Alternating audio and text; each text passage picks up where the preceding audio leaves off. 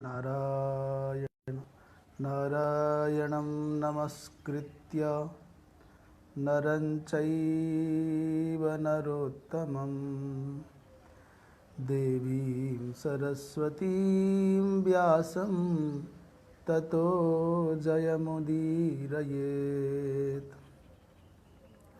कृष्णाय वासुदेवाय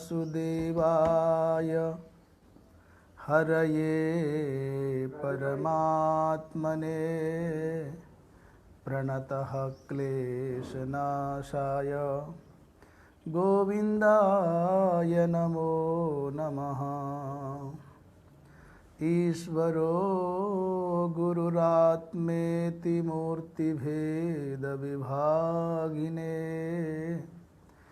व्योमवद्व्याप्तदेहाय दक्षिणामूर्तये नमः। वागीशाद्याः सुमनसः सर्वार्थानामुपक्रमे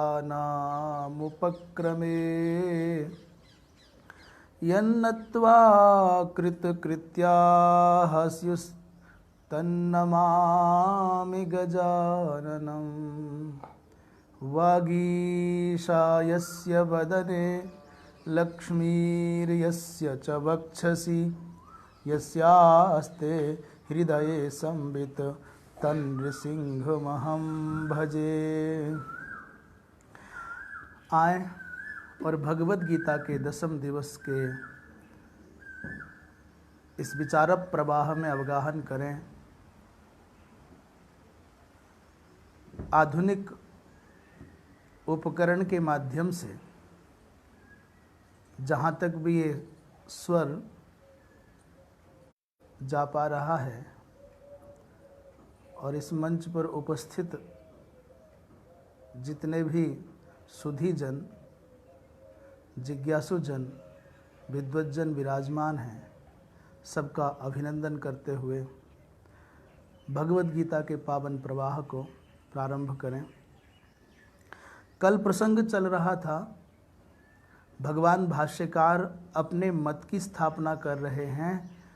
वो कहते हैं कि भगवद गीता का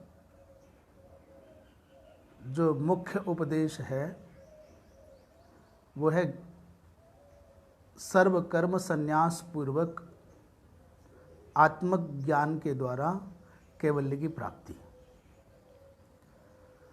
और उस मत की स्थापना में अपने पक्ष रखने पर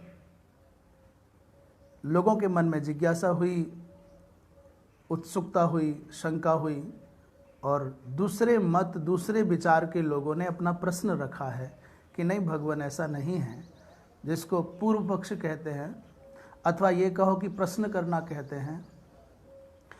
कई बार प्रश्न करने वाले को देखकर, प्रश्न को सुन करके या सहसा प्रश्न के आ जाने पर जो पूर्व से स्थापित प्रतिष्ठित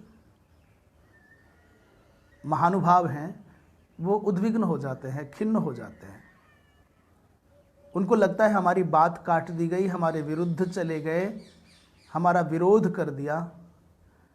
जबकि प्रश्न पूछना ये जीव मात्र का अर्थात मनुष्य मात्र का सहज अधिकार है। कई लोग कह देंगे, अरे तुमको शर्म नहीं आती, बड़े लोगों से प्रश्न किया जाता है, जिज्ञासा करनी चाहिए, निवेदन करना चाहिए, प्रश्न पूछते हो, तुम नास्तिक हो, श्रद्धालु नहीं हो, आदि आदिक। ऐसा करने वाले लोग भी, चाहे वो कितने भी बड़े पद पर बैठे हों, प्रश्न पूछने वाले को हतोत्साहित करने वाले लोग भी पूज्य हैं, केवल वो प्रणम्य मात्र हैं, अधिक विचारणीय नहीं है।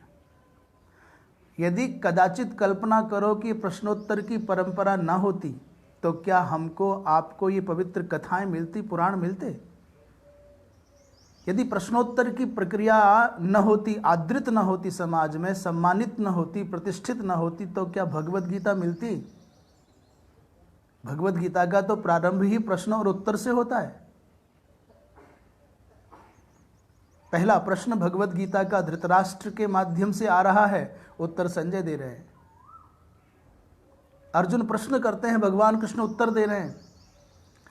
और साहब उन सबके समाधान के लिए एक बात बताऊं, उपनिषद जो भाग है वो वेद ही है, वो वेद से पृथक नहीं है। और जो वेद को अपौरुषेय मानते हैं, वेद को नित्य शाश्वत मानते हैं, भगवान ब्रह्म का श्वास मानते हैं, उन सब लोगों के संज्ञान के लिए बताएं कि प्रश्न की इतनी महिमा है, इतनी महिमा है कि एक भी उपनिषद ऐसा नहीं है जो प्रश्नोत्तर के बिना संभव हुआ हो।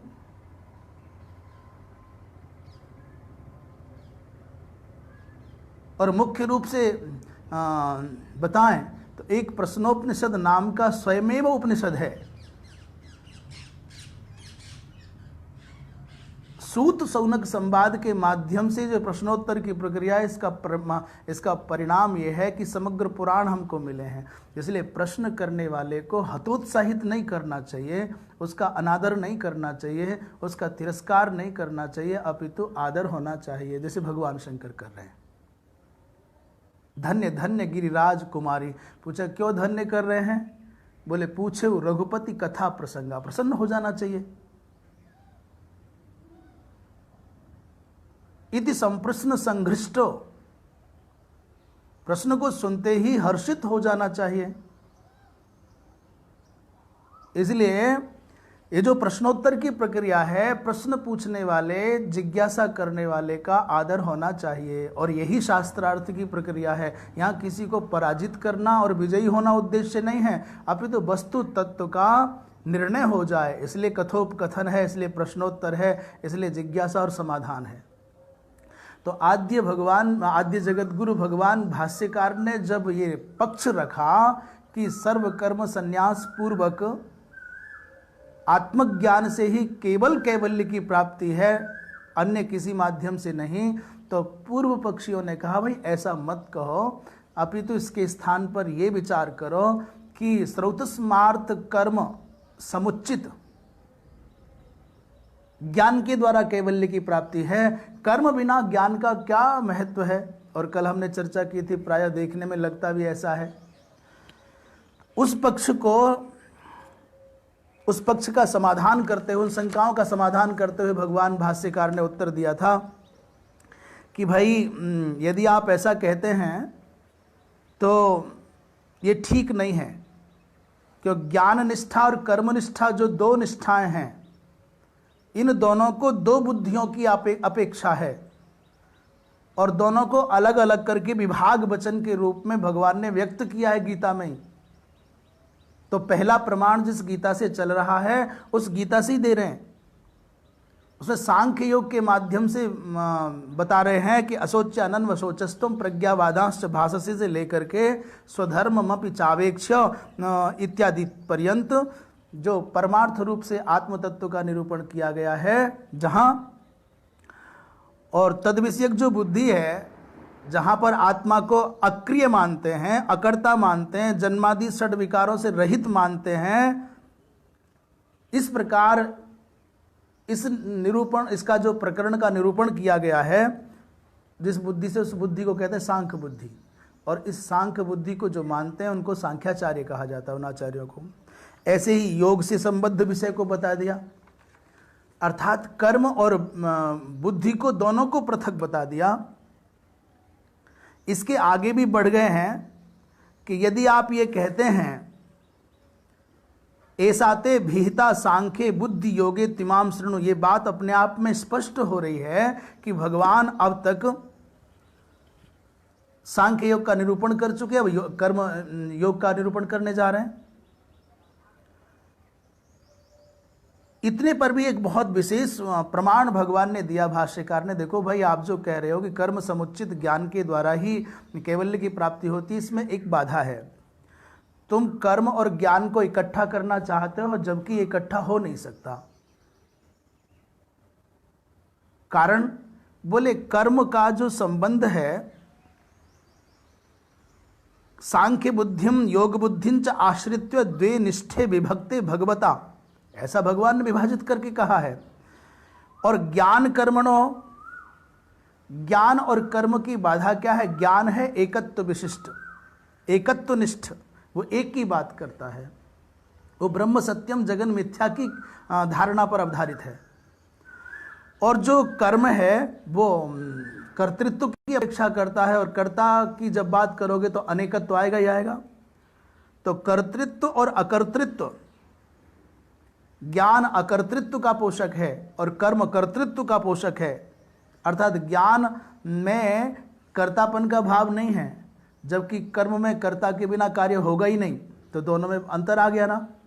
दूसरी बात, एकत्व और अनेकत्व, ज्ञान एकनिष्ठ है, एक की बात करता है, और कर्म अनेक निष्ठ है, अनेकों की बात करता है। इसलिए इन दोनों का एक पुरुषाश्रयत्व असंभवम पश्यता, एक पुरुष में दोनों वृत्तियों का होना संभव नहीं है। इसलिए स्पष्ट हो गया है कि ज्ञान अलग विषय है, कर्म अलग विषय है, दोनों का समुच्चय होना संभव नहीं है। फिर अपने पक्ष में गीता जी की बात कह करके सतपथ ब्राह्मण का उदाहरण भाष्यकार लेकर आए हैं। एक बात और बताएं, हम लोग कहते हैं ना, हमारे विचार से, हमारे मत से, मेरी बुद्धि से, कोई कितने भी बड़े क्यों ना हो, कोई कितने भी धुरंधर विद्वान क्यों ना हो, हमारे यहाँ पर अपनी मति, अपना मत, अपना विचार, मेरी मति, मेरा मत, मेरा विचार, मेरे गुरुजी की मति, मेरे गुरुजी का मत, मेरे गुरुजी का विचार, मेरे दादाजी, परदादाजी इत्यादि, इनका कोई महत्व नहीं है। मैं दोबारा कहूं कि आप कहो कि मेरे गुरुजी करते हैं इसलिए मैं करूंगा, ये नहीं चलेगा। मेरा विचार, मेरे गुरुजी का विचार, मेरे पिताजी का विचार, हमारी, ये नहीं चल सकता। ये चलेगा कब चलेगा? जब वो शास्त्र के द्वारा अनुप्राणित होगा। शास्त्र का उदाहरण दे करके, शास्त्र का प्रमाण दे करके, यदि आपके आचार्य की वाणी, आपके कुल की वाणी, आपकी वाणी यदि सत्य सिद्ध हो जाती है तो आपकी वाणी प्रमाण मानी जाएगी, अन्यथा यहाँ गुरु भी प्रमाण नहीं है।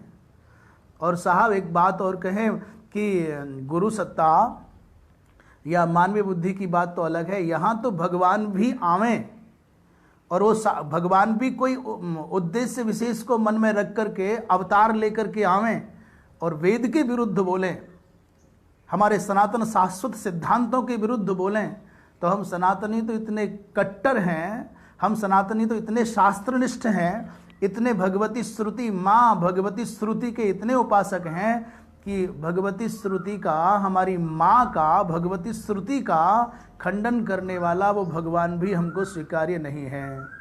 हम भगवान तो मानेंगे उनको कि हाँ ये भगवान है, पर उन भगवान की बात नहीं मानते। प्रमाण न जाने कब से लोग बौद्धावतारे कहते चले आए हैं, संकल्पों में नित्य बोलते हैं बौद्धावतारे, परंतु चूंकि भगवान का अवतार मानने पर भी, बुद्ध को भगवान का अवतार मानने पर भी हम बुद्ध के सिद्धांतों का, बुद्ध की वाणी का अनुसरण नहीं करते। उनको तो मानते पर उनकी नहीं मानते।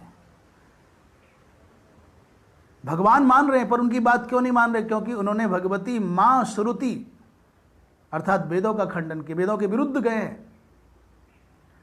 इसलिए कोई ये कहे कि मेरे गुरुजी और मैं सबसे बड़ा विद्वान और मैं चाहे जो बोल दूं वो प्रमाण मान लिया जाए, तो साहब आप अपने कथ्य के, अपने कथानक के, अपने द्वारा उपस्थापित विषय के पक्ष में शास्त्रीय प्रमाण दो।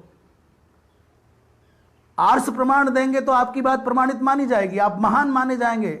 अन्यथा बौद्धिक खुरापात करने वाले तो धरती पर बहुत हुए और आए और चले गए।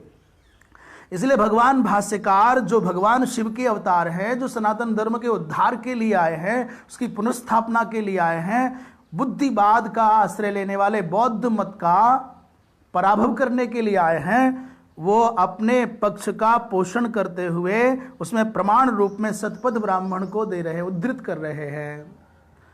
एतमेव प्रव्राजिनो लोकमिच्छन्तो ब्राह्मणाः प्रव्रजन्ति। ये सातपदीय ब्राह्मण है, ऐसा शतपथ ब्राह्मण का विषय है, तो कह रहे हैं एतमेव प्रब्राजिनो लोकम इच्छन्तो ब्राह्मणः प्रब्रजन्ति। प्रब्रजन्ति शब्द माने प्रकर्षेण गच्छन्ति प्रब्रजन्ति, ये जाना अलग बात है, ब्रजन करना, ब्रजगतौ धातु माने कहीं जाना अलग बात है, परंतु प्रकर्षेण माने विधि पूर्वक जाना, अर्थात यहाँ प्रव्रज्या शब्द का अर्थ है संन्यास। और मानो एक प्रकार से यद्यपि मन मानता नहीं ना शास्त्र के विषयों को व्यक्त किए बिना, प्रब्रजंती का संबंध ब्राह्मण के साथ में है। इसका एक भाव स्पष्ट है कि संन्यास का एकाधिकार, लैंगिक संन्यास का एकाधिकार, दंडाधिक धारण का एकाधिकार, वो जन्मना ब्राह्मण को ही प्राप्त है। अन्य किसी में कदाचित अति तीव्र पूर्व जन्म के संस्कार के कारण अति तीव्र प्रवृत्तियां उद्बुद्ध हो जाए, संस्कार जग जाए, परंतु शास्त्र के अनुशासन के कारण वो लैंगिक संन्यास धारण करने की योग्यता नहीं रखते हैं, तो उनको क्या करना है? वहां पर एक विशेष बात है, विद्वत संन्यास की कल्पना है कि अत्यंत तीव्र वैराग्य का उदय हुआ और आप अपने नियंत्रण में नहीं हैं, तो सांसारिक व्यवहार से विरत होकर के आत्मानुसंधान के लिए आप लग जाइए, आपका विद्वत संन्यास स्वीकार्य हो सकता है। बहुत उदाहरण है, हम उधर नहीं जाएंगे, विषय बढ़ जाएगा। तो ब्राह्मण प्रब्रजंती, ब्राह्मण संन्यास धारण करते हैं, किस लिए? बोले एतमेव लोकम इच्छन्तः, अर्थात इस आत्मलोक को प्राप्त करने की इच्छा वाले ही, प्रब्राजिनो माने वैराग्यशीलाः, वैराग्य से संपन्न, विरक्ति के भाव से भरे हुए हृदय वाले, इहा मूत्र फल भोग विराग। विराग का अर्थ है, वैराग्य शब्द का अर्थ बड़ा विलक्षण है। वैराग में और त्याग शब्द में, दोनों में अंतर है, दोनों एक जैसे लग रहे हैं, सब विरक्त है, त्यागी हैं।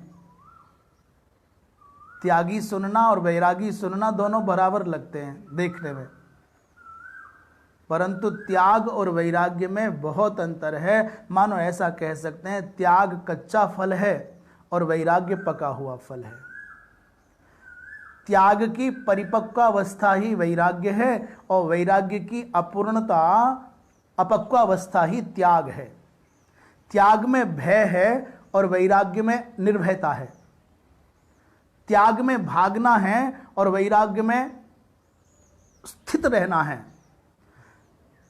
जिस वस्तु को त्यागा जाता है वो आप बंधन करेंगे मन के द्वारा, संकल्पों के द्वारा, पर मन के किसी कोने में उसको पाने की लालसा रहती है, तो व्यक्ति कहता नहीं, सामने से हटा दो, हमने आजकल छोड़ रखा है, हम नहीं खाएंगे, हमको दिखाओ मत। पर वैराग्य तो समग्र पदार्थ चारों ओर भरे पड़े हों और आपका उन वस्तुओं में रस नहीं है, राग नहीं है, तो आपको उनसे कोई भय नहीं हो सकता। वैराग्य माने परिपक्व अवस्था है। तो वैराग्यशील ब्राह्मण जन महाराज उस आत्मालोक को प्राप्त करने के लिए क्या करते हैं? प्रवृज्या करते हैं, संन्यास धारण करते हैं। इति सर्वकर्म संन्यासम विधाय, यहाँ सर्वकर्म संन्यास का उपदेश किया गया है। और तच्छेषेण आगे कह रहे हैं, किम प्रजया करिष्यामो येषाम नोयमात्मा यनलोकः। बृहदारण्यक उपनिषद में ये कह रहे हैं, किम प्रजया, ये शतपथ ब्राह्मण का विषय है और ये बृहदारण्यक उपनिषद में भी आया है। कह रहे हैं किम करिष्यामो प्रजया, यहाँ काम की बात चल रही है, कर्म की बात चल रही है। अरे हम इस प्रजा का संतति आदि का क्या करेंगे? येषाम माने अस्माकम नह अयम आत्मैव, ये आत्मा ही जिनके लिए स्वीकार्य लोक है, उन हम जैसे प्रब्राजी आत्म तत्व के उपासक अनुसंधानशील लोगों को इन संतान से, संपत्ति से क्या लेना देना है? अर्थात दोनों का निर्वचन पृथक कर दिया। तत्र एव च, आगे कह रहे हैं, प्रागदार परिग्रहात् पुरुष आत्मा प्राकृतो धर्म जिज्ञासोत्तर कालम लोकत्रय साधनम पुत्रम द्विप्रकारकंच वित्तं मानुषं दैवंच तत्र मानुषं वित्तं कर्म रूपम पितृलोक प्राप्ति साधनम विद्यांच दैवं वित्तं देवलोक प्राप्ति साधनम सो अकामयत। महाराज, प्रागदार परिग्रहात् पुरुष, कह पुरुष, बोले प्राकृतः। प्राकृत पुरुष का अर्थ ऐसा क्या? प्राकृतत्वम नाम, बोले अतत्व दर्शित्वेन अज्ञत्वम। प्राकृत का मतलब है जो बेचारा अभी प्रकृत में ही बंधा हुआ है, प्रकृति के द्वारा समुपलब्ध इस प्रपंच में ही जिसका अभी आकर्षण है वो प्रकृत है। और उसको अर्थ करते कह रहे हैं कि आत्मतत्व अतत्व दर्शित्वेन, अभी तत्व का दर्शन हुआ नहीं है, तो अतत्वदर्शी होने के कारण जिसको अज्ञ कह सकते हैं, अज्ञानी। ये जो अज्ञानी है, प्राकृत मनुष्य है, वो धर्म जिज्ञासोत्तर कालम, धर्म जिज्ञासा के बाद, यहाँ धर्म जिज्ञासा शब्द थोड़ा गंभीर हो गया। जो महानुभाव मीमांसा को समझते होंगे वो समझ पाएंगे कि धर्म जिज्ञासा कब होती है। जैसे मीमांसा अर्थात पूर्व मीमांसा का प्रथम सूत्र है अथातो धर्म जिज्ञासा, अथातो धर्म जिज्ञासा है, अर्थात धर्म जिज्ञासा कब हो रही है? अथ माने इससे पहले कुछ आपने कर लिया है। और वो क्या किया है? आपने विधिवत उपनयन संस्कार आदि संपन्न करा करके वेद का स्वाध्याय कर लिया है, वेद को आपने प्राप्त कर लिया है। और जब वेद को आपने प्राप्त कर लिया, मंत्र भाग आप जान गए, तो अब धर्म की जिज्ञासा करो। वेदादिक पढ़ने के बाद में ऐसा भी इसको वाक्य विज्ञान भी कहा जाता है, वाक्य शास्त्र भी कहा जाता है मीमांसा को।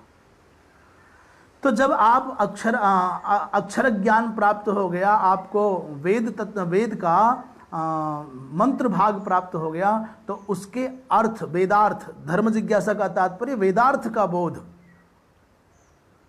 वेद का पढ़ लेना मात्र पर्याप्त नहीं है, अब वेद का अर्थ क्या है, वेद का प्रयोजन क्या है, वेद का तत्व क्या है, ये जानने की जिज्ञासा हो, अर्थात दूसरी अवस्था।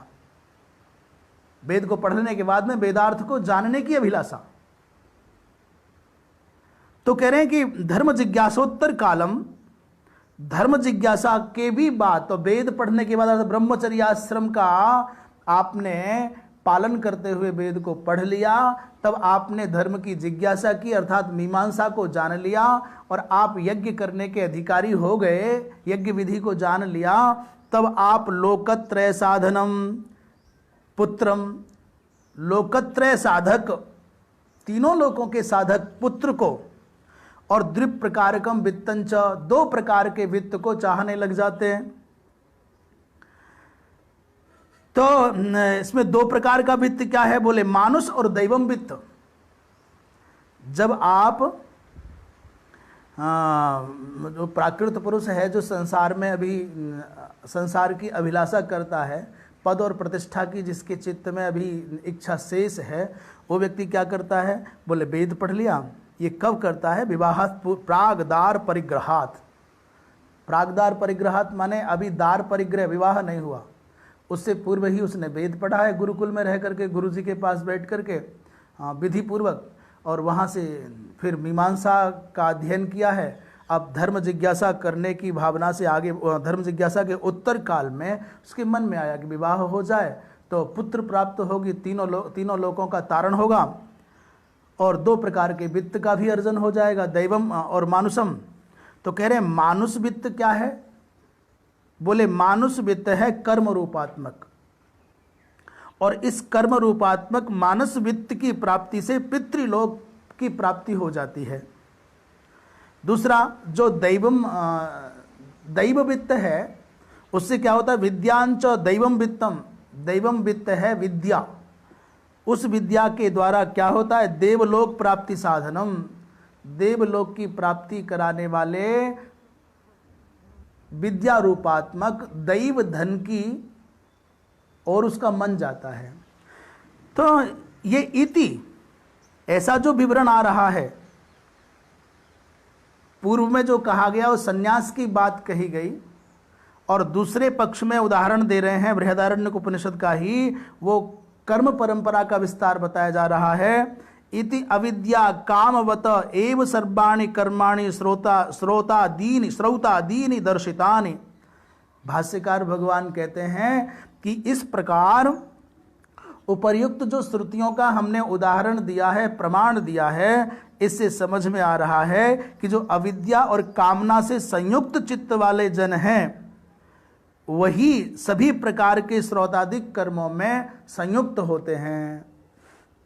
और इसके स्थान पर आगे कह रहे हैं, बोले तेभ्यो वित्थाय प्रव्रजन्ति, ये पुत्र की प्राप्ति की अभिलाषा है, मानुष वित्त को पाने की लालसा है, दैव धन को प्राप्त करने की लालसा है। इस प्रकार की कामनाओं से जब तक श्रौत स्मार्त कर्म फलेभ्य, श्रौत कर्मजन्य और स्मार्त कर्मजन्य फल से जब तक आप उपरत नहीं होंगे, जब तक आप इसके फल की लालसा से मुक्त नहीं होंगे, तब तक आप संन्यास के अधिकारी नहीं। तो तेभ्यो माने श्रोत स्मार्त कर्म फलेभ्यो, व्युत्थाय माने मुक्तो भूत्वा, प्रव्रजन्ति माने संन्यस्तो भवन्ति, कर्मसु विरक्तस्यैव संन्यास पूर्विका ज्ञान निष्ठा। जो इस प्रकार सकाम कर्मों से विरत हुआ है वही संन्यास की ओर जा सकता है। अभी पीछे एक प्रसंग चला था, हम वैराग्य की बात कर रहे थे। तो वैराग्य क्या है, बोले इहा मूत्र फलभोग विराग है। वेदांत की सरणी से, वेदांत की भाषा में विचार करें तो वैराग्य है इह और अमूत्र। इह माने इस लोक में, और अमूत्र माने अमुस्मिन माने परलोक में। जो फल है संभाव्यमान, जो श्रुत और पूर्व में अनेकों जन्मों में उपभुक्त और शास्त्रादिक प्रमाणों से दृष्ट और ज्ञात भोग आदिक हैं, यहाँ के भोग हों चाहे वहाँ के भोग हों, इन स्वर्गादिक लोकों के आकर्षणों से और सांसारिक आकर्षणों से जो मुक्त हो गया है वो विरक्त है। उदाहरण के लिए बताए, यहाँ इस संसार में क्या आकर्षण है, बोले मूल रूप में कहें तो कामिनी और कांचन। उसी को थोड़ा परिष्कृत भाषा में कहा सृक चंदन बनितादि विषय भोगानाम। सृक माने माला प्राप्त करने की, ये मान प्राप्त करने की, पूजा पाने की। माला पहनाए, चंदन लगाएं, लोग प्रणाम करें, ये अंदर छुपी हुई वासना है जो सम्मान पाने की अभिलाषा जिसके चित्त में है उसको पीड़ित करती रहती है। तो सृक चंदन ये दो हुए माने मान पूजा प्राप्त करने की अभिलाषा, और बनितादि माने भोगेच्छा। वो सृक चंदन भी नहीं चाहिए जिसको बनिता चाहिए। अब दूसरे शब्दों में, साधारण भाषा में, जो गांव की भाषा में बोलते हैं, कामनी और कांचन से जो विरक्त हो गया वो इस संसार के प्रायः बहुत बवालों से बच गया। कहते हैं फिर भी कंचन तजना सहज है, सहज नारी को नेह। ऐसा भी बहुत देखने में आता है कि धन का स्पर्श नहीं करते, वस्त्रादिक धारण नहीं करते, स्त्रियों का संसर्ग भी नहीं है, शिष्या भी नहीं बनाते, समीप भी नहीं आने देते, पर मान बढ़ाई ईर्ष्या, पर सम्मान पाने की, प्रशंसा पाने की और दूसरों की उन्नति को देख करके जलने की जो प्रवृत्ति है, ये बड़े से बड़े लोगों को भी नहीं छोड़ती। इसलिए कंचन तजनो सहज है, सहज नारी को नेह, पर मान बढ़ाई ईर्ष्या। इनको त्यागना बहुत कठिन है। दुर्लभ तजनो एह, इन तीन को त्यागना बहुत कठिन है। तो सृग चंदन बनितादि विषय भोगा नाम में इस पूरे के पूरे दोहा का सार आ गया। सृग चंदन बनितादि माने विषय भोग हो गए, सृग चंदन माने मान बढ़ाई हो गई, और बनितादि माने वो भोग हो गया। इसलिए तेभ्यो वित्थाय प्रव्रजंती माने वैराग्य होने का अर्थ है सांसारिक समग्र आकर्षणों से विमुक्त हो गए, तो सांसारिक पदार्थों से विरक्त हो गए। परंतु मन में लालसा है, यहाँ तो कठिन जीवन जी लिया, स्वर्ग में जाएंगे तो वहाँ अप्सरा मिलेंगी, नंदन कानन मिलेगा, बूढ़े नहीं होंगे, ये अभिलाषा हो। तो कहा कि स्वर्ग लोक के जो संकल्पनाएं चित्त में भरी हैं उनसे भी विरक्ति का भाव आ जाए, वहाँ स्वर्ग के सुखों की भी लालसा ना रहे, वो वेदांत का अधिकारी है, वही सन्यास का अधिकारी है।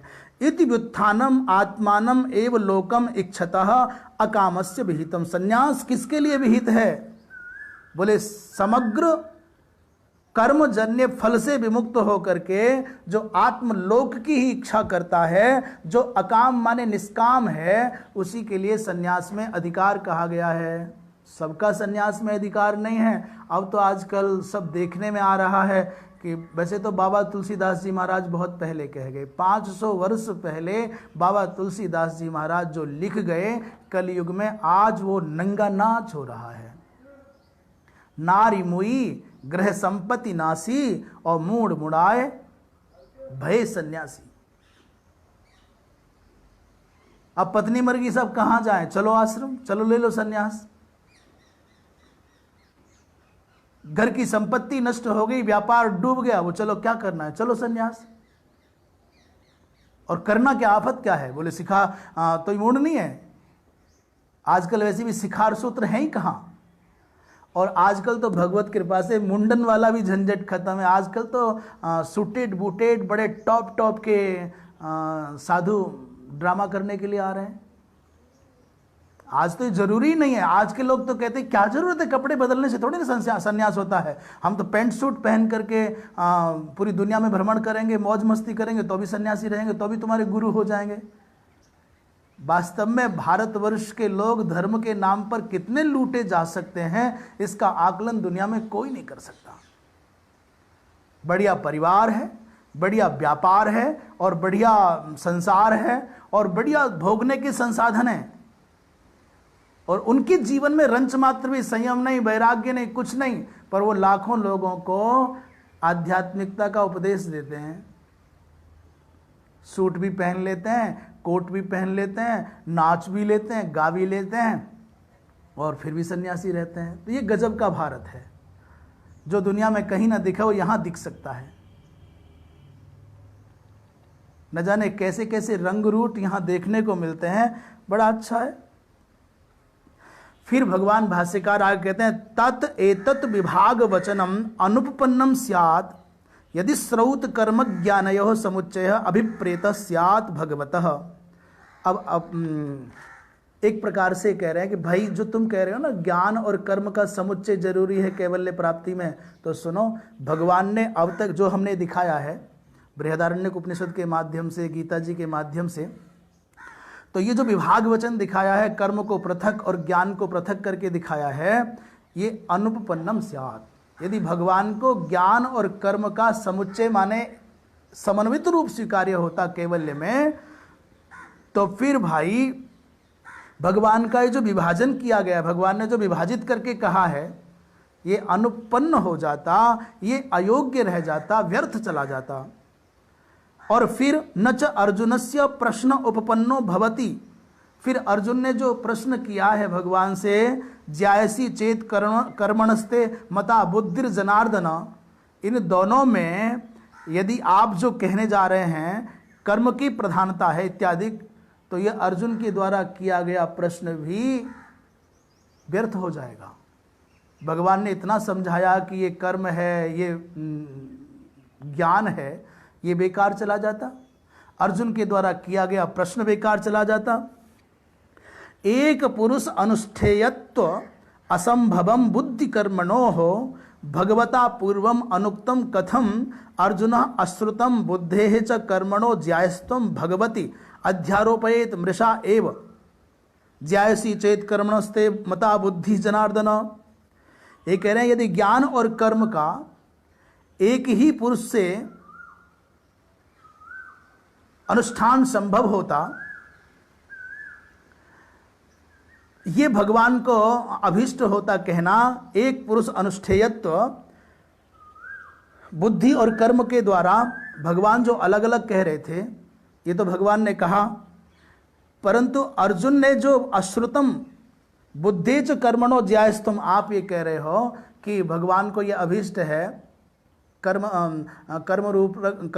पूर्वक श्रोतादि कर्म समुचित ज्ञान अपेक्षित है, तो भगवान ने जो ऐसा कहा है उसको सुनने के बाद अर्जुन ने जो अश्रुत बुद्धि च कर्मणो, भाई भगवान ने आपके अनुसार ऐसा कहा कि कर्म समुचित ज्ञान की आवश्यकता है कैवल्य की प्राप्ति में, तो उस विषय को छोड़ करके अर्जुन जो भगवान से प्रतिप्रश्न कर रहा है, महाराज इन दोनों में आप ऐसा एक का उपदेश क्यों नहीं कर रहे हो, ये भ्रमित क्यों करते हो मेरी बुद्धि को। तो ये अर्जुन ने ऐसा प्रश्न क्यों किया, भगवान पर व्यर्थ में झूठा आरोप क्यों करने लगा हो। भगवान शंकराचार्य पूर्व पक्षी पर आक्षेप कर रहे हैं कि तुम जो ये चाहते हो कि साहब कर्म और ज्ञान समुचित है, तो फिर और यही भगवान का अभिप्रेत भी है मान लो, तो अर्जुन ने फिर ऐसा जो सुना नहीं, जो भगवान ने कहा नहीं, उसको लेकर के भी अर्जुन उल्टा आक्षेप क्यों कर रहे हैं। किंच बुद्धि कर्म किंच यदि बुद्धि कर्मणो हो सर्वेषां समुच्चय उक्तः स्यात् अर्जुनस्य अपि स उक्तः, यदि भगवान को वही इष्ट होता ज्ञान और कर्म का समुच्चय तो अर्जुन को भी अवश्य कहा होता। अर्जुनस्य अपि उक्तः एव कि यच्छ्रेय एतयोरेकं तन्मे ब्रूहि सुनिश्चितम् इति कथम उभयोः उपदेशे सति अन्यतर विषय एक प्रश्न। और यदि नहीं कहा होता तो अर्जुन का यह प्रश्न संगत न बनता कि दोनों में से एक बताओ। ये कोई बात हुई जैसे कोई वैद्य किसी पित्त के रोगी को कहे कि भाई मधुर और शीत पदार्थ आपको खाना है, आपको ऐसा पदार्थ खाना है जो मधुर भी हो और शीतल भी हो। ऐसा उपदेश करने के बाद भी रोगी पूछे कि साहब ये बताओ कि मैं शीतल खाऊं कि मीठा खाऊं, ऐसा कोई प्रश्न करेगा क्या? नहीं करेगा ना।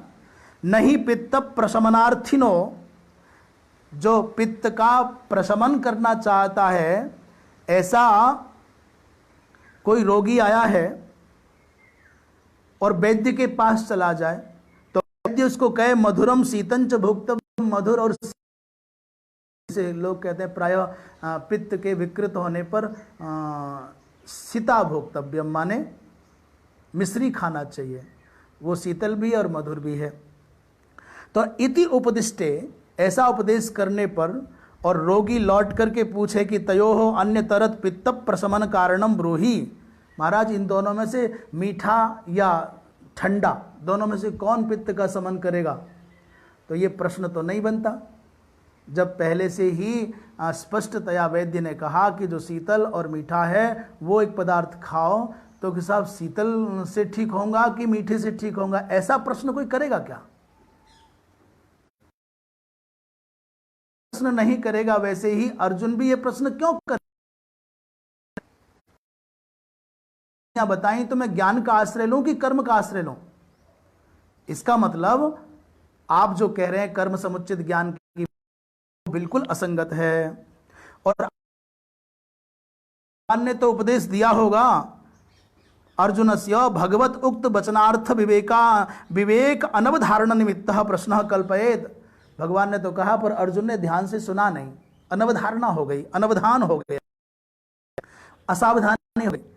तो यदि ऐसे प्रश्न की आप कल्पना करते हो रूपम प्रतिवचनम देयम तो भी ठीक है। यदि अर्जुन ने ध्यान से नहीं सुना तो भगवान तो उत्तर उसी तरह देते ना, प्रश्न के अनुरूप ही भगवान प्रतिवचन देते, मया बुद्धि कर्मणो समुच्चय उक्ता, अरे भाई मैंने बुद्धि और कर्म का समुच्चय कहा है। किमर्थम इत्थं तुम भ्रांत, क्यों बेकार में भ्रम पैदा करते हो। यदि अर्जुन को भगवान ने ज्ञान और कर्म को समुचित करके ही उपदेश किया है, और मान लो कि अर्जुन ने वो ध्यान से सुना नहीं, इसलिए अर्जुन ने ये प्रश्न कर दिया है, महाराज ज्यायसी चेत कर्मणस्ते, इन दोनों में कौन ठीक है, ऐसा प्रश्न मान लो कर दिया, तब तो भगवान लौट करके यही ना उत्तर देंगे, अरे भाई जब तुमको दोनों इकट्ठे बता दिए तो क्यों भ्रमित होते हो। पर ऐसा भी नहीं है। न तो पुनः प्रतिवचनम अननुरूपम पृष्ठात अन्यत एव द्वे निष्ठे मया पुरा प्रोक्ते इति वक्तुम युक्तम, जबकि भगवान तो यही कहते हैं, भाई मैंने दो निष्ठाएं पहले बताई हैं, और कोई ये कहे कि स्मार्त कर्म से समुचित ज्ञान के द्वारा कैवल्य की प्राप्ति होती है, चलो श्रौत कर्म को छोड़ दीजिए। न अपि स्मार्तेन एव कर्मणा बुद्धे समुच्चय अभिप्रेते विभाग वचनादि सर्वम उपन्नम, आप ऐसा कहें कि भाई श्रौत कर्म से समुचित ज्ञान से कैवल्य नहीं, अपितु स्मार्त कर्म समुचित ज्ञान से कैवल्य है, यदि आप कहते हो तो ये भी ठीक नहीं है। क्षत्रिय से युद्धम स्मार्त कर्म स्मार्तं कर्म स्वधर्म इति जानतः, तो क्षत्रिय का स्वधर्म है युद्ध करना, परंतु अर्जुन तो उसको भी स्वीकार नहीं कर रहे, कहते तत्किम कर्मणि घोरे माम नियोजयसि, महाराज इस घोर कर्म में, गुरुजनों की हिंसा रूप भयंकर युद्ध कर्म में मुझको क्यों लगाते हो, ये उपालंब भी बेकार चला जाता। इस समय भगवान भाष्यकार निर्णीत अर्थ दे रहे हैं। भगवान भाष्यकार कहते हैं तस्मात्, इसीलिए गीता शास्त्रे ईशन मात्रेण अपि श्रौतेन स्मार्तेन वा कर्मणा आत्मज्ञानस्य समुच्चयो न केनचित् दर्शयितुं शक्यः। यहाँ पर भगवान भाष्यकार विचार विमर्श किया। व्याख्यान की जो परंपरा है, व्याख्यान की जो शैली है, वो किसी को सीखनी है तो भगवान भाष्यकार से सीखनी चाहिए। स्वमत की स्थापना करने से पूर्व पक्षी को पूरा अवसर देते हैं। कहते हैं इसलिए गीता शास्त्र में ईशन मात्र माने थोड़ा भी, किंचन मात्र भी, न श्रौत न स्मार्त कर्म का आत्मज्ञान के साथ में समुच्चय नहीं हो नहीं सकता।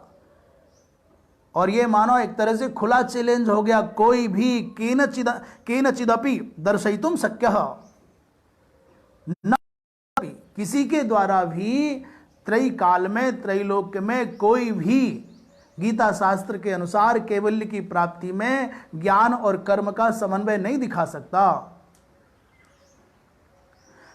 और कोई कहे कि ऐसा होता है, यस्य तु अज्ञानात रागादि दोषतो वा कर्मणि प्रवृत्तस्य, कोई रागादि दोषों से युक्त चित्त वाला व्यक्ति अज्ञान के कारण क्या करता है, कर्म में प्रवृत्त होता है, यज्ञ करता है, दान करता है, तपस्या करता है। जब उसने प्रारंभ किया तब तो था मन में कि स्वर्गलोक मिल जाए, विवाह हो जाए, व्यापार आदि जो भी मन में रहता है कामनाएं रहीं, पर यज्ञ करते, दान करते, तपस्या करते हो गया विशुद्ध सत्व। साधना प्रारंभ करते ही मध्य में हो गया चित्त शुद्ध, क्योंकि कर्म के द्वारा, यज्ञादिक कर्म के द्वारा, व्रत दान तप के द्वारा चित्त शुद्ध होता है। और चित्त शुद्ध हो गया तो ज्ञान का उदय हो गया, शुद्ध चित्त में ज्ञान का उदय हो गया। और परमार्थ तत्व विषयक ये भाव परिनिष्ठित हो गया चित्त में कि एक ब्रह्म ही सत्य है, बाकी सब कल्पना है, मिथ्या है, ये मोह है, अज्ञान है महाराज। और फिर भी उसने कर्म कर लिया तो भी उसमें कर्तृत्व का भाव नहीं आएगा। प्रारंभ जो किया वो तो था कुछ कामना के साथ, कुछ राग के साथ, पर यज्ञ दान तप करते करते चित्त निर्मल हो गया, अंतःकरण शुद्ध हो गया, उसमें ये भाव निष्ठा जाग गई कि ब्रह्म के अतिरिक्त कुछ और इस संसार में नहीं है। तो उसके द्वारा किया गया वो यज्ञ कर्म भी कर्तृत्व बंधन में नहीं बांधेगा, अपितु वो तो विशुद्ध रूप से ज्ञान हो गया, वह तो अकर्तापन ही रहेगा। और तस्य कर्मणि कर्म प्रयोजने च निवृत्ते अपि, तस्य उसके कर्म, कर्मणि माने कर्म में, और कर्म प्रयोजने च माने कर्म फल के निवृत्त होने पर, निवृत्ते सति कर्मणि निवृत्ते और कर्म प्रयोजने च निवृत्ते, कर्म के छूट जाने पर और कर्म के फल की अभिलाषा के चले जाने पर लोक संग्रह की दृष्टि से वो यत्न पूर्वम यथा प्रवृत्त तथा एव कर्मणि प्रवृत्त, वो जैसे पहले करता था वैसे ही कर रहा है। जैसे भगवत गीता के 18वें अध्याय में कहा कि सन्यासी को भी यज्ञ दान तप कर्म ये सब करना चाहिए, क्योंकि ये परम पवित्र हैं। पावनानि मनीषिणाम, ये शुद्ध पात्र को भी धोकर के प्रयोग में लेना चाहिए, शुद्ध वस्त्र को भी जल निकाल करके प्रयोग में लेना चाहिए। ऐसा नहीं कि वह अपवित्र है, परंतु पुनः प्रक्षालित करके प्रयोग में लेना चाहिए। तो कहीं संसार का कोई रंच मात्र कण अधिक लग न जाए वासना का, इसलिए सत्कर्म में लगे रहना चाहिए। कर्म निवृत्त हो गए, कर्म का प्रयोजन भी अब चित्त में रहा नहीं। लोक संग्रह के लिए पहले की जैसे ही वो कर्म कर रहे हैं, वो जो प्रवृत्त है कर्म में पहले की तरह ही दिख रहा है। कहते हैं न तत्कर्म जेन बुद्धे समुच्चय स्यात्, अब वो कर्म नहीं रह गया है जिसका ज्ञान के साथ समुच्चय मान लें, क्योंकि वो तो परमार्थ बुद्धि से किया जा रहा है,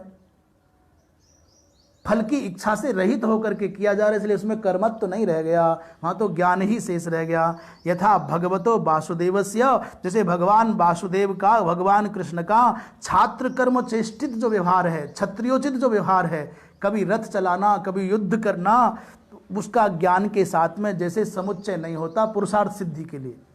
आप सोचो, भगवान कृष्ण कभी रथ चला रहे हैं, कभी युद्ध कर रहे हैं, कभी कुछ और कर रहे हैं, तो क्या वो अपने पुरुषार्थ सिद्धि के लिए कर रहे हैं?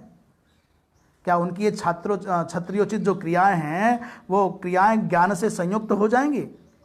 नहीं होता ना, क्योंकि वहां पुरुषार्थ सिद्धि उद्देश्य नहीं है। तो तद्वत उसी प्रकार फल की अभिसंधि और अहंकार से रहित जो विद्वान है उसको भी कर्म का बंधन नहीं बांधता।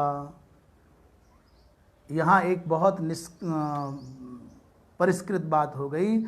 हम और आप चाहे जो कर्म करें, यदि उसमें फल की कामना नहीं है तो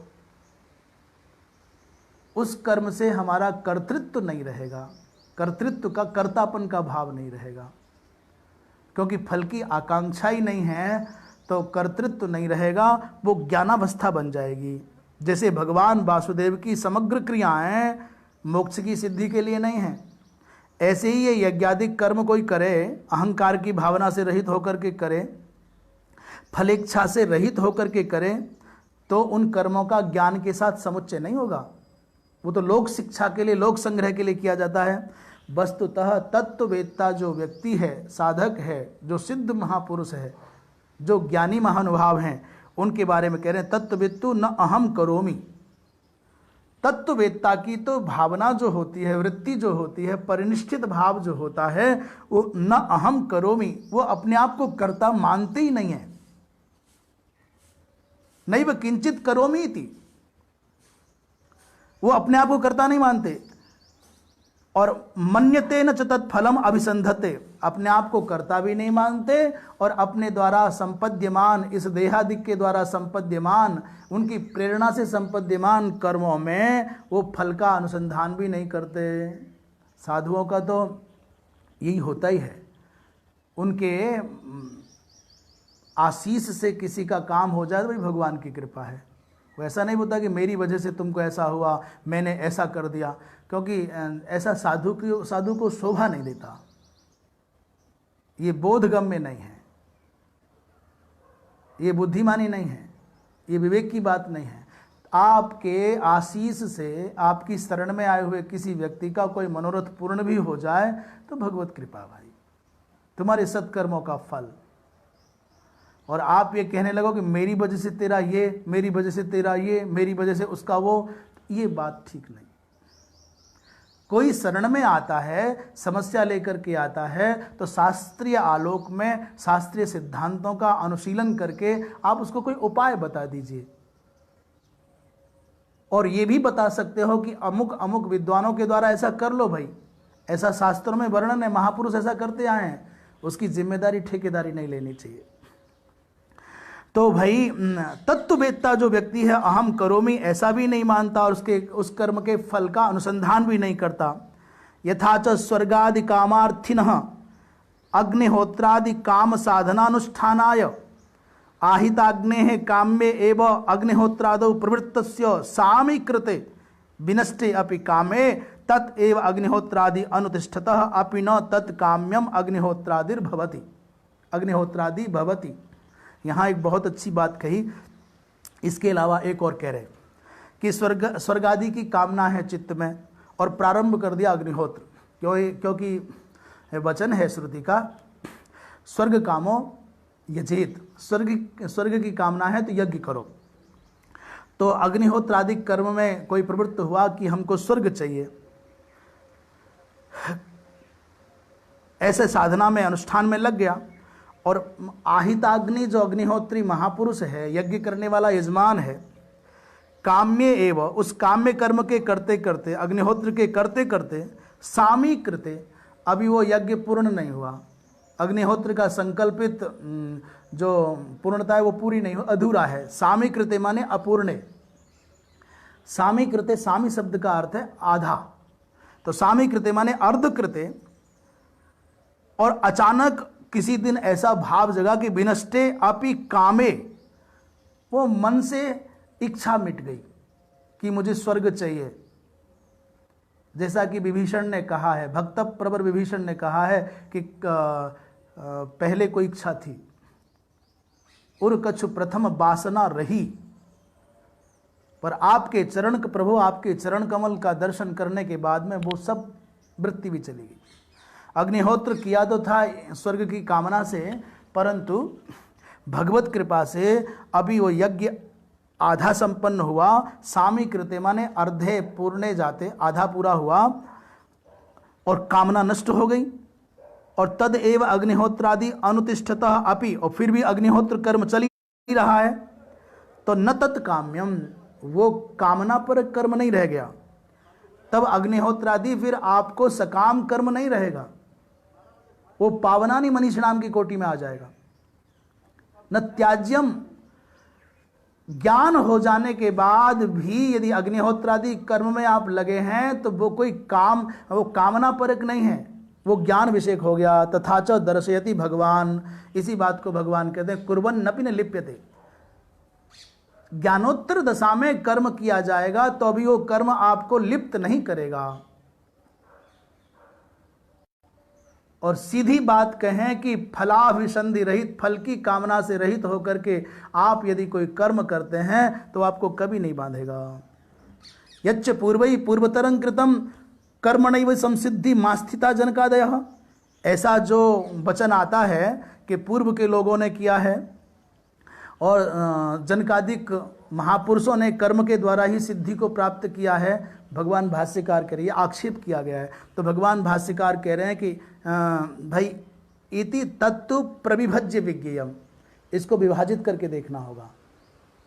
जनकादिक महापुरुषों ने कर्म के द्वारा सिद्धि को प्राप्त किया है, इस विषय को विभाजित करके देखो। तत्व प्रविभज्य, प्रविभज्य माने विभाजन करके, कह रहे हैं तत्कथम कैसे, अब बताते हैं। दो पक्ष रखते हैं कि यदि आप कहते हो कि जनकादिक महापुरुष जो पूर्व के महापुरुष हैं वो तत्वविदः अपि प्रवृत्त कर्माणस्यु, तत्ववेत्ता होकर के भी कर्म में प्रवृत्त हुए हैं, तो समझ लीजिए ते लोक संग्रहार्थम, वो केवल लोक संग्रह के लिए हैं। यदि जनकादिक को आप तत्ववेत्ता मानते हैं और कहते हो कि उन्होंने अग्निहोत्र किया तत्ववेत्ता होने पर भी, तो समझ लेना कि केवल लोक संग्रह के लिए करते हैं। जैसे गुणा गुणेषु वर्तन्ते, गुण गुण में बरत रहे हैं, उसमें उनको कर्तृत्व का बंधन नहीं होगा।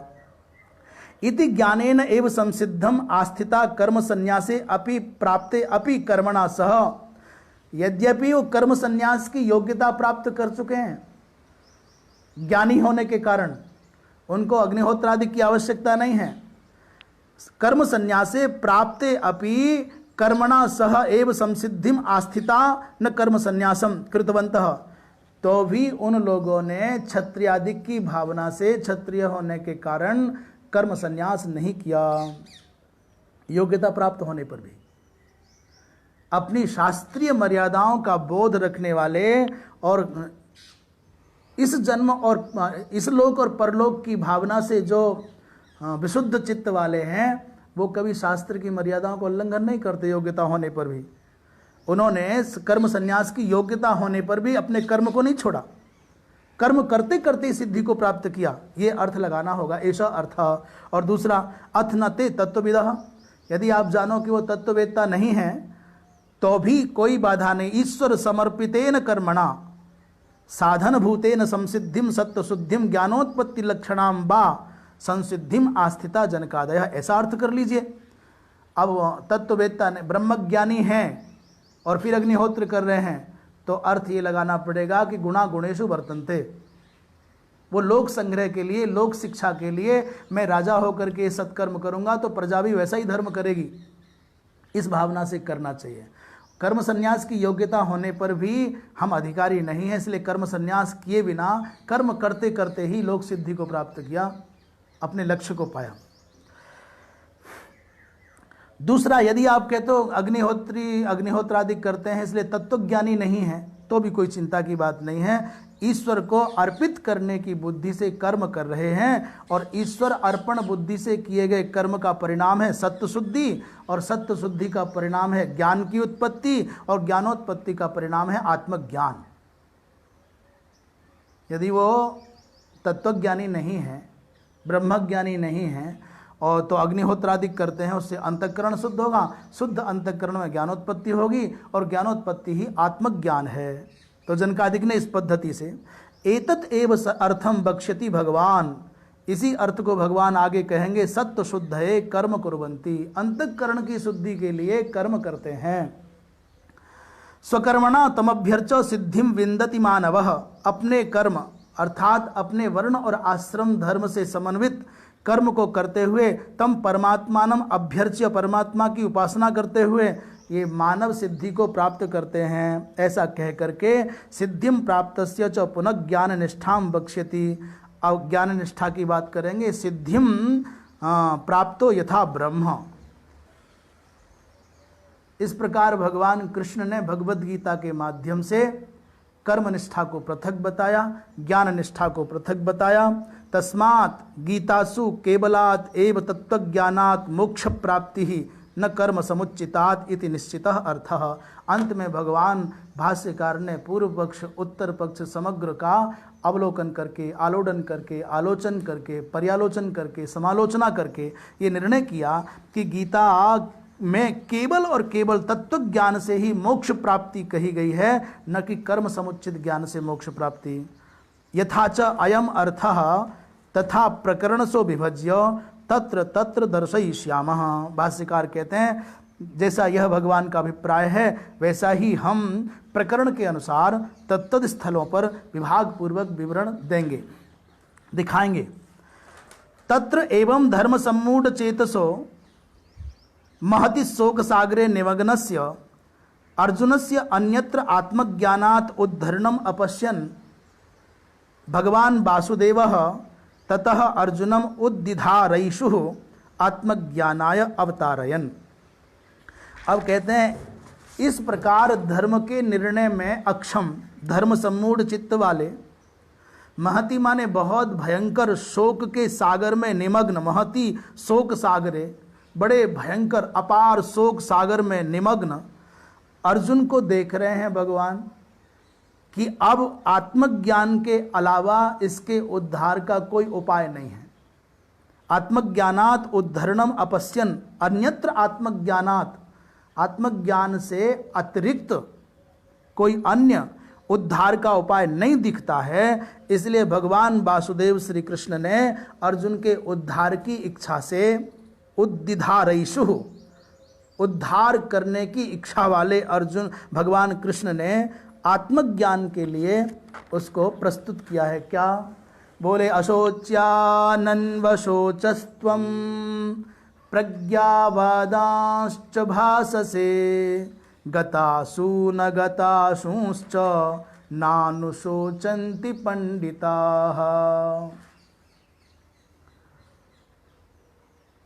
10वें श्लोक से 11वें श्लोक तक आने में भगवान भाष्यकार के इस विवेचन का आपने हमने आनंद लिया।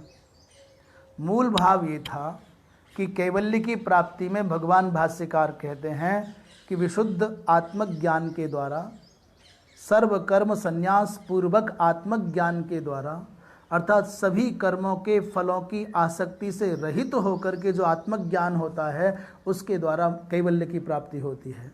तब उसमें कई सारे मतांतर आए, उसमें सांख्य का भी दर्शन कराया, योग का भी दर्शन कराया, मीमांसा का भी दर्शन कराया।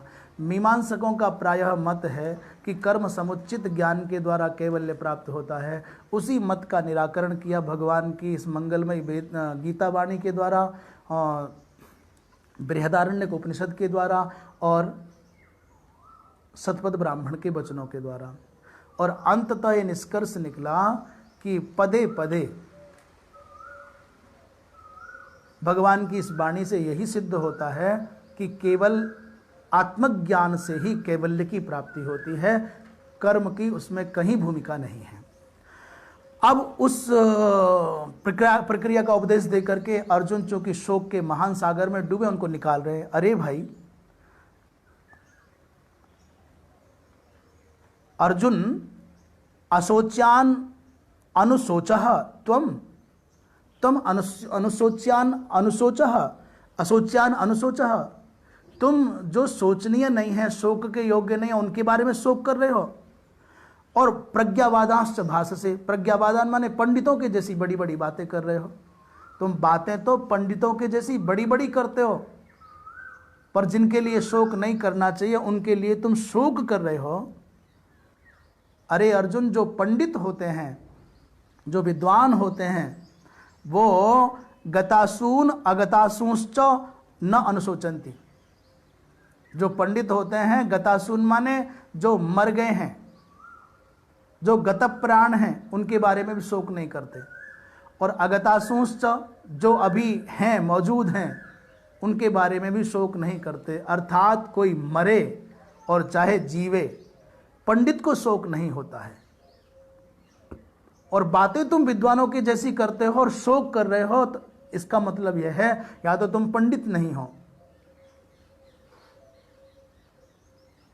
तुम्हारे अंदर जो भाषा है, जो पांडित्य की भाषा, विद्वानों की भाषा बोलते हो, या तो तुमको बोध नहीं है, और बोध है तो फिर शोक क्यों कर रहे हो, और बोध नहीं है तो फिर पंडितों की जैसी भाषा का प्रयोग क्यों कर रहे हो। कई बार हम धार्मिक होने का अभिनय करते हैं, पर धर्म हमारे जीवन में नहीं होता है। हम धार्मिक हैं तो फिर अभिनय की आवश्यकता क्या है। तो भगवान भाष्यकार इसी बात को अशोच्यानन्व शोचस्तम प्रज्ञावादांश्च भाष्य से हिंदी अर्थ इसका हो गया।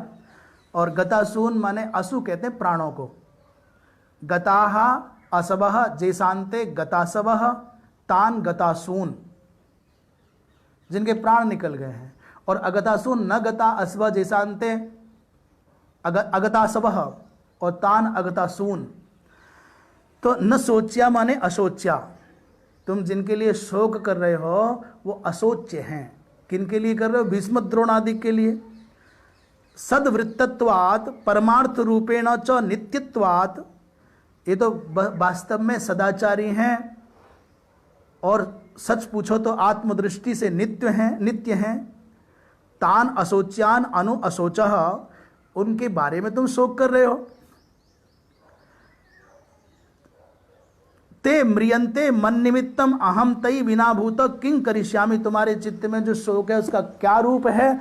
बोले ये मेरे कारण मारे जाएंगे, हम इनके बिना कैसे जीऊंगा, राज्य सुख का कैसे भोग करूंगा, क्या प्रयोजन है? ऐसा जो तुम्हारे मन में शोक आ रहा है इसका कोई अर्थ नहीं है। आपके और हमारे लिए भी इस श्लोक में बहुत उत्तम कोटि का उपदेश है। ये हो गया, ये हो जाएगा, प्रायः हमारा जीवन बीते कल और आने वाले कल में ही गुजरता है। आज का तो हम आनंद ही नहीं ले पाते। आप अपना खुद का, अपने व्यक्तित्व का, अपने घर के वातावरण का, अपने आसपास का समग्र माहौल, समग्र कथोपकथन, समग्र चर्चाएं विचार करके देख लेना। या तो भूतकाल पर अवलंबित होंगी या भविष्य की चिंता में डूबे हुए होंगे। शोक हमेशा भूतकाल को लेकर के होता है और चिंता हमेशा भविष्य को लेकर के होती है। चिंता का आधार भविष्य और शोक का आधार भूतकाल। हम भी यही करते हैं, ये हो गया, ये कह दिया गया, अब क्या होगा, यदि ऐसा हो गया तो क्या होगा। अरे बाबा, जो होगा सो निश्चित है, जो हो गया वो बदला नहीं जा सकता। तो जो हो गया और बदला नहीं जा सकता, उसके चक्कर में वर्तमान को खत्म क्यों करें। जो अभी हुआ नहीं है, न जाने कैसा होगा, उसके बारे में वर्तमान को क्यों खत्म करें। भगवान कहते हैं कि देखो, तुम्हारा शोक करना उचित नहीं है और तुम प्रज्ञावादान माने प्रज्ञावानों बुद्धिमानों के जैसे भाषण बोल रहे हो। तत् एतद मौढ़्यम, ये तुम्हारी मूर्खता है। पांडित्यंच विरुद्धम आत्मनि दर्शयसी, है तो मूर्खता, पर पांडित्य को तुम खुद में दिखाना चाहते हो, उन्मत्त के जैसा प्रलाप करना चाहते हो। इसलिए यस्मात्, क्योंकि गतासून माने गत प्राणान मृतान और अगतासून माने जीवितान अगत प्राणान पंडिता न अनुशोचंती, पंडित इसके बारे में शोक नहीं करते। पंडित शब्द पर विचार करते हुए भाष्यकार कहते हैं, पंडा माने आत्म विषया बुद्धि ही। उसको ऐसा भी कहा है, सत असद विवेचनी बुद्धि, सत असद विवेचनी या बुद्धि सा पंडा, और पंडा अस्यास्तिति पंडितः। तार्कादिव्य इतच से पंडित शब्द में इतच प्रत्यय होता है। तो पंडा माने आत्म विषया बुद्धि, और जिनमें ये आत्म विषयक बुद्धि होती है उन्हीं को पंडित कहा जाता है। बृहदारण्यक उपनिषद में पांडित्यम माने निर्विद्य, पांडित्यम माने पंडित भावम माने आत्मज्ञानम, निर्विद्य माने निश्चयेन लब्ध्वा। पांडित्यम निर्विद्य का अर्थ, निर्विद्य का अर्थ है कि निश्चित रूप से आत्मज्ञान जिनको प्राप्त हो गया है। इसलिए इनके बारे में तुम शोक क्यों कर रहे हो। जो नित्य हैं वो अशोच्य हैं और तुम मूढ़ की तरह से उनके बारे में शोक कर रहे हो। तो कुतः तो अशोच्या, कुतः ते अशोच्या, ये तो नित्य, वो शोक, जब वो नित्य हैं तो शोक क्यों कर रहे हो।